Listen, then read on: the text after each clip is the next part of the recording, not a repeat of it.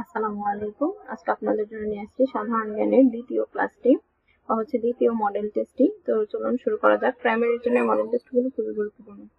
বাংলাদেশের প্রথম গণভোট কবে অনুষ্ঠিত হয় বা অনুষ্ঠিত হয় কবে? বাংলাদেশের প্রথম গণভোট কবে অনুষ্ঠিত হয়? বাংলাদেশের প্রথম গণভোট অনুষ্ঠিত হয় 1977 সালে। প্রথম আইসিসি বিশ্বকাপে বাংলাদেশ দলের অধিনায়ক ছিলেন কে? এখানে চারটা অপশন আছে। প্রথম আইসিসি বিশ্বকাপে বাংলাদেশ দলের অধিনায়ক ছিলেন আমিনুল ইসলাম বুলবুল। আমিনুল ইসলাম বুলবুল। শেখ মুজিবুর রহমানকে বঙ্গবন্ধু উপাধি দেওয়া হয় কোথায়? পল্টন ময়দানে, রেসকোর্স, করাচি এবং লাহোরের জেলখানায়। রেসকোর্স ময়দানে। শেখ মুজিবুর রহমানকে বঙ্গবন্ধু উপাধি দেওয়া হয় রেসকোর্স ময়দানে। পাকিস্তান শাসনতান্ত্রিক পরিষদের ধারা বিবরণীতে বাংলা ভাষা ব্যবহারের দাবি কে প্রথম করেছিলেন? পাকিস্তানের শাসনতান্ত্রিক পরিষদের ধারা বিবরণীতে বাংলা ভাষা ব্যবহারের দাবি কে প্রথম করেছিলেন? প্রথম বাংলা ভাষার দাবি করেছিলেন ধীরেন্দ্রনাথ দত্ত। কে করেছিলেন? ধীরেন্দ্রনাথ দত্ত। বাংলাদেশের কোন জেলায় হাওরের সংখ্যা বেশি? বাংলাদেশের কোন জেলায় হাওরের সংখ্যা বেশি? সুনামগঞ্জ জেলায়। বাংলাদেশের সবচেয়ে বড় মধ্যযুগীয় মসজিদ কোনটি? বাংলাদেশের সবচেয়ে বড় মধ্যযুগীয় মসজিদ ষাট গম্বুজ মসজিদ। ষাট গম্বুজ মসজিদ। বাংলাদেশের প্রধান খনিজ সম্পদ কোনটি? বাংলাদেশের প্রধান খনিজ সম্পদ প্রাকৃতিক গ্যাস। বাংলাদেশের প্রধান খনিজ সম্পদ কি? প্রাকৃতিক গ্যাস। কোন বিচার বিভাগের কাজ নয় বা কোনটি বিচার বিভাগের কাজ নয়? বিচার বিভাগের কাজ নয় সংবিধান প্রণয়ন করা। বিচার বিভাগের কাজ নয় সংবিধান প্রণয়ন করা। মুক্তিযুদ্ধ ভিত্তিক গ্রন্থ এ সার্চ ফর আইডেন্টি এর লেখক কে? এ সার্চ ফর আইডেন্টি এর লেখক মেজর আব্দুল জলিল। মেজর আব্দুল জলিল। উত্তরা থেকে কমলাপুর পর্যন্ত বাংলাদেশের প্রথম নির্মিত মেট্রো রেল স্টেশন সংখ্যা কয়টি? উত্তরা থেকে কমলাপুর পর্যন্ত বাংলাদেশের প্রথম নির্মিত মেট্রো রেলের স্টেশন সংখ্যা 17টি। স্টেশন সংখ্যা কয়টি? 17টি। বাংলাদেশের প্রথম অস্থায়ী সরকার কোথায় গঠিত হয়েছিল? বাংলাদেশের প্রথম অস্থায়ী সরকার গঠিত হয়েছিল মেহেরপুরে। কোথায়? মেহেরপুরে। নিম্নের কোন সংস্থাটি 21শে ফেব্রুয়ারিকে আন্তর্জাতিক মাতৃভাষা দিবস হিসেবে স্বীকৃতি দিয়েছে? নিম্নের ইউনেস্কো কে দিয়েছে আন্তর্জাতিক মাতৃভাষা হিসেবে স্বীকৃত? ইউনেস্কো। গণহত্যা জাদুঘর কোথায় অবস্থিত? গণহত্যা জাদুঘর খুলনায় অবস্থিত। গণহত্যা জাদুঘর কোথায় অবস্থিত? খুলনায় অবস্থিত।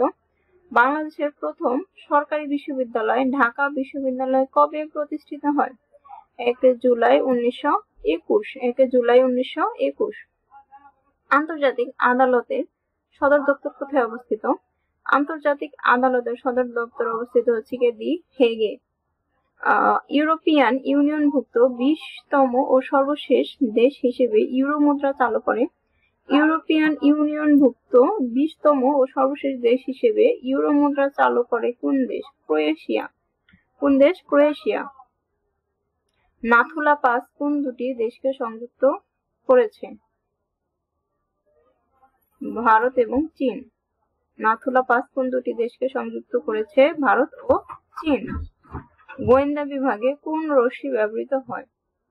গোয়েন্দা বিভাগে কোন রশ্মি ব্যবহৃত হয়? গোয়েন্দা বিভাগে এক্স রশ্মি ব্যবহৃত হয়। লাল আলোতে নীল রঙের বস্তু কেমন দেখায়? লাল আলোতে নীল রঙের বস্তু কালো দেখায়। আইপিএস এর পূর্ণরূপ কি? আইপিএস এর পূর্ণরূপ কি? আইপিএস এর পূর্ণরূপ ইনস্ট্যান্ট পাওয়ার সাপ্লাই। আইপিএস এর পূর্ণরূপ ইনস্ট্যান্ট পাওয়ার সাপ্লাই। শান্তিতে অবদানের জন্য বঙ্গবন্ধু শেখ মুজিবুর রহমানকে বিশ্ব শান্তি পরিষদ জুলি এবং কুরি পুরস্কার প্রদান করে 23 মে 1973 সাল। 23 মে 1973 সাল বঙ্গবন্ধুকে জুলি এবং কুরি পুরস্কার প্রদান করা হয়। 2022 সালে অর্থনৈতিক সমীক্ষা অনুযায়ী জিডিপিতে কৃষি খাতের অবদান কত? 2022 সালে অবদান 11.50 জিডিপিতে কৃষি খাতের অবদান। বাংলাদেশে আনুষ্ঠানিকভাবে মেট্রো রেল চলাচলের উদ্বোধন করা হয়। বাংলাদেশে আনুষ্ঠানিকভাবে মেট্রো রেল চলাচলের উদ্বোধন করা হয় 28 ডিসেম্বর 2022। 28 ডিসেম্বর 2022 বঙ্গবন্ধু কত সালে এবং কোন শহরে জোট নিরপেক্ষ আন্দোলন ন্যামের শীর্ষ সম্মেলনে যোগদান করেছিলেন? সেটা হচ্ছে গিয়ে আমাদের খ 1973 সালে আলজিয়ার্স। 1973 সালে আলজিয়ার্সে। সরকারি প্রাথমিক বিদ্যালয়গুলোতে কত ভাগ মহিলা শিক্ষক নিয়োগ বাধ্যতামূলক? 60%। পানাম নগর কোথায় অবস্থিত? পানাম নগর অবস্থিত হচ্ছে গিয়ে সোনারগাঁওয়ে। পানাম নগর কোথায় অবস্থিত? পানাম নগর অবস্থিত সোনারগাঁওয়ে। গণপ্রজাতন্ত্রী বাংলাদেশের সংবিধান প্রবর্তিত হয় কবে? গণপ্রজাতন্ত্রী বাংলাদেশের সংবিধান প্রবর্তিত হয় কবে? প্রবর্তিত হয় 16 ডিসেম্বর 1972। মুজিবনগর সরকারের অর্থনীতি বিষয়ক ও পরিকল্পনা বিভাগের দায়িত্বে কে ছিলেন? অর্থনীতি বিষয়ক এবং পরিকল্পনা বিভাগ। অর্থনীতি বিষয়ক এবং পরিকল্পনা বিভাগের দায়িত্ব ছিলেন তাজউদ্দিন আহমদ। বাংলাদেশের প্রথম সার্ক সম্মেলন কত সালে অনুষ্ঠিত হয়? বাংলাদেশের প্রথম সার্ক সম্মেলন কত সালে অনুষ্ঠিত হয়? 1985 সালে। 1985 সালে। বাংলাদেশের আয়তনে বাংলাদেশের সবচেয়ে বড় জেলা কোনটি? আয়তনে বাংলাদেশের সবচেয়ে বড় জেলা হচ্ছে গিয়ে রাঙামাটি। 1970 সালে অনুষ্ঠিত পাকিস্তানের জাতীয় পরিষদের মোট আসন সংখ্যা কত ছিল? 1970 সালে পাকিস্তানের জাতীয় পরিষদের মোট আসন সংখ্যা কতটি ছিল? মোট আসন সংখ্যা ছিল 313টি। মোট আসন সংখ্যা ছিল কতটি? 313টি।